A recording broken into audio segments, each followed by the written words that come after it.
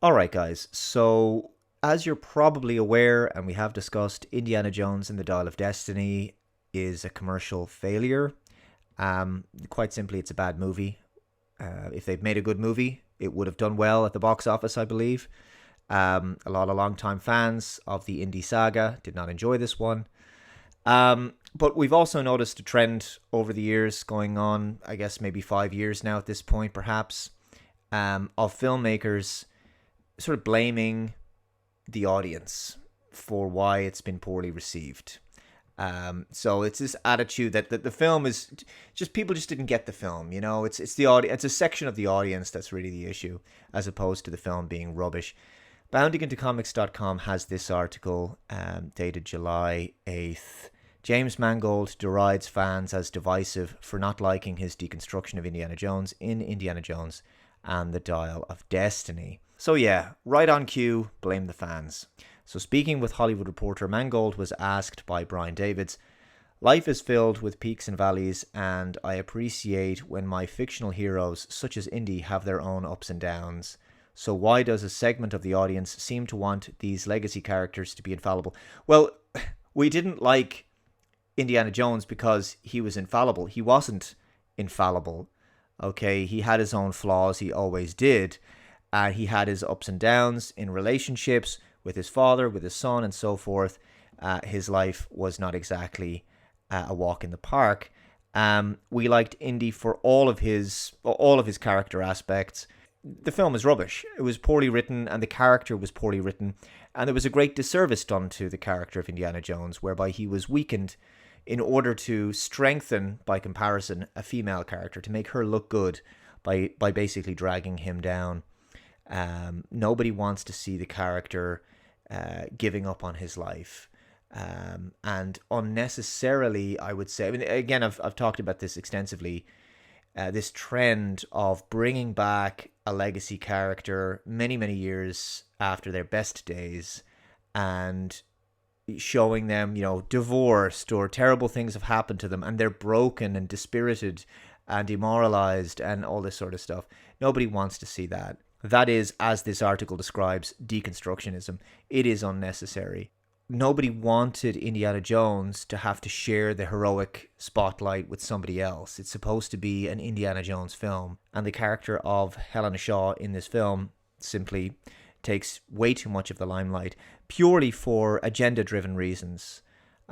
Specifically, the usual feminist agenda in Hollywood writing these days. The article continues, Mangold replied, "Well, there's a point where these characters become symbols more than characters, and so there becomes this anxiety that if you examine the humanity of a hero, you somehow weaken them." Well, they certainly weakened him, that's for sure, far too much. He continued, "And honestly, I can't speak for how fans relate and wrestle with these questions in relation to other movies, but certainly in relation to mine, I think your question almost has my answer built into it. I mean, I think you're in a sense already addressing it. Good drama gives a hero a problem." Well, there was plenty of drama and problems for Indy to solve in the previous movies. The first three films, I think, are close to classics and cinematic perfection that you can get. If a movie is about a beautiful hero who is capable of anything and is virtually indestructible and is without any personal issues or concerns, then you just have a fashion video with action. Is that what you're saying of the first three films? Because that's not what they were like. They were just really good movies. They were really well written.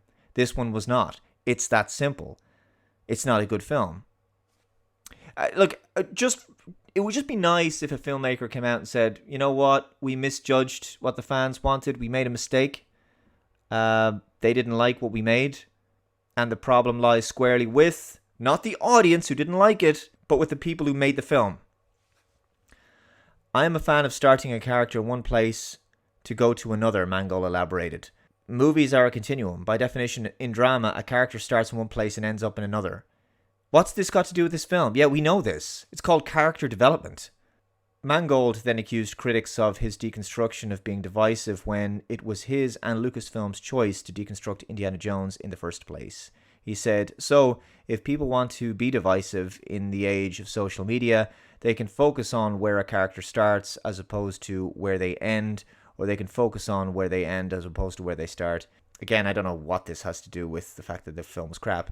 In reality, for Harrison, who's playing this character, he's tracing an arc and he's changing through the whole picture. So it all depends on where you're landing and where you're pointing your finger on that timeline, he concluded. Now, I've read the rest of this, but there's nothing here that really addresses, taking responsibility for how poor the film was. But I did want to talk about this piece here because I wasn't aware of this. This is not the first time Mangold has lashed out and made accusations against Indiana Jones fans expressing their concerns. He says Mangold infamously threw a temper tantrum when YouTuber Matthew Kadish shared his concerns about Indiana Jones and the Dial of Destiny back in June 2021, so 2 years ago. Kadish wrote on Twitter, "To anyone thinking Indiana Jones 5 might be good, let me point out, 1. Steven Spielberg is not directing. That is significant. Number 2, Kathleen Kennedy is producing. Also significant. Number 3, Harrison Ford is 78 years old. Also significant. But if they, just de-aged him for the whole movie, it probably wouldn't have been. Number 4, it's written by Jonathan Kasdan, who wrote Solo." Mangold took exception to the tweet and responded by insulting him. It's just really petty, really childish. "Thanks, Matt.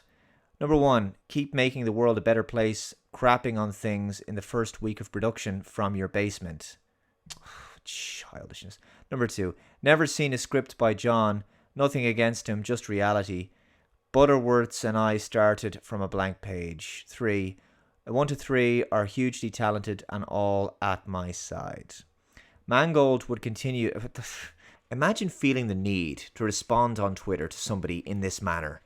The level of insecurity there. And by the way, Matthew Kadish and his team over on the Salty Nerd podcast do fantastic work, really great analysis, and well worth subscribing to. Mangold would continue to deride Kadish and his podcast team, the Salty Nerd. The Salty Nerd tweeted, "We don't have basements, but we do have a kick-ass studio with a Batman statue." And there's the image. Mangold replied, "Yeah, that's a kick-ass studio. Congrats on the Batman statue and the jar of corks. So how about you let me finish my film and then bullshit all you want in front of your vinyl bricks lit by your fancy bounce light, and maybe don't call opinion news." Often saying nothing would have been far more powerful. The best way to respond to Matthew's concerns would be to take on board what he said, but also go ahead and make a really great film. That would have been the ultimate answer. But Matthew was correct. Hashtag Kadish was right. Ultimately, the box office numbers, which we're going to get to in a moment, do not lie. So Matthew was quite prophetic here. So it continues, he would also describe Kadish as a clickbaiter and a nightcrawler. Mangold tweeted in response to a user encouraging him, "Thanks. I don't mind people griping and prognosticating, but on my watch, false info, ageism and snark from so-called journalists is going to be confronted directly and forcefully." Mangold added, "In my opinion, these clickbaiters like to dish it out, but like nightcrawlers, can't stand the light." Well, James, Matthew Kadish was correct. Your film is not well received, and the box office is really, really bad. So James Mangold's film received an awful B+ cinema score and a mediocre 6.9 out of 10 on IMDb. One report indicates that only 9% of people who saw the film recommended it to their friends and family. The film had an abysmal opening weekend, only bringing in $60.3 million domestically. So far, the film has only grossed $102 million, $102.3 million domestically, and another $69.5 million internationally, for a global gross of $171.8 million. The film is expected to lose the Walt Disney Company and Lucasfilm more than $250 million due to its massive $300 million budget. It's all your fault, Matthew. If only you hadn't sent out that tweet. It wasn't because of a really poor movie that was made or anything. Oh my goodness. So to James Mangold, I'm just wondering, might Matthew Kadish receive an apology now? Because 2 years ago, he was absolutely on point with his concerns. And he was proven correct. So, So there you go. I just wanted to talk about that. Let's have a look there actually on Box Office Mojo, Dial of Destiny. So there you go, $172 million worldwide, 102 domestic, 70 internationally. Yeah, it was a really poor opening weekend. Some estimates said between 60 to 75, 77, something like that.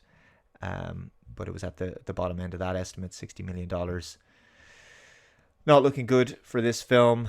Again, like if Hollywood and in particular Disney want to continue to produce films that subvert fan expectations or are just simply not what audiences want to see, and place, and in this case, place a female character, a new, annoying, deeply unlikable female character ahead of the legacy character we wanted to see, including, as the article describes, deconstructing him in a way, presenting him in a way that we just didn't want to see. We want to see the character true to himself. Yes, characters can change, and we can see older versions of the character, but this business of again, we saw this, and I'm blue in the face saying it. So we've got Indiana Jones doing this. We have the Last Jedi, of course, with Luke Skywalker.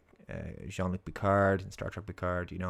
Even with another Harrison Ford character of Han Solo and Princess Leia, bringing them back all those years later in the first film, The Force Awakens, in the first film of the new trilogy, rather, in 2015, and bringing them back and having their relationship destroyed.